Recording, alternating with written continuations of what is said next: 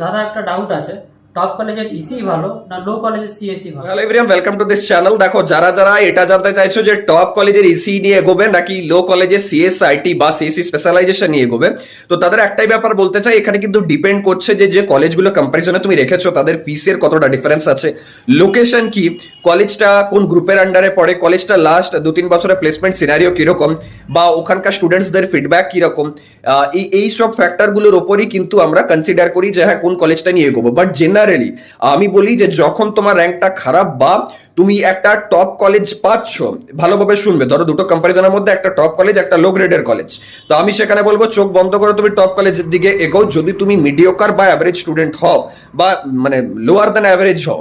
এবার তুমি যদি ধরো একজন ভালো স্টুডেন্ট হচ্ছ, যে হার্ডওয়ার্কিং এবং যে মোটামুটি পড়াশোনা করো, এবার সেখানে তোমাকে দুটোর মধ্যে ডিসিশন নিতে হবে, তাহলে আমি বলবো যে যেটাতে ইন্টারেস্ট আছে সেটার দিকে যাও, এরকম নয় যে টপ কলেজে যেতে হবে। আরেকটা ফ্যাক্টর, যদি লোন নিয়ে পড়ছো তাহলে চোখ বন্ধ করে টপ কলেজে যাবে। দেখো, 3টা পয়েন্ট আমি কিন্তু এখানে মানে লাইক ফাইনালাইজ করে দিলাম।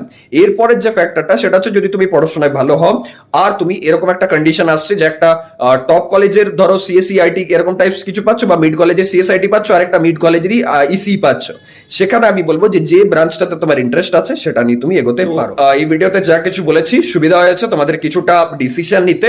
বাকি এরকম ভাবে যদি রেগুলার কানেক্টেড থেকে গাইডেন্স পেতে চাও তাহলে আমাদের কাউন্সিলিং সাপোর্ট খুব তাড়াতাড়ি আসছে। Be connected for that.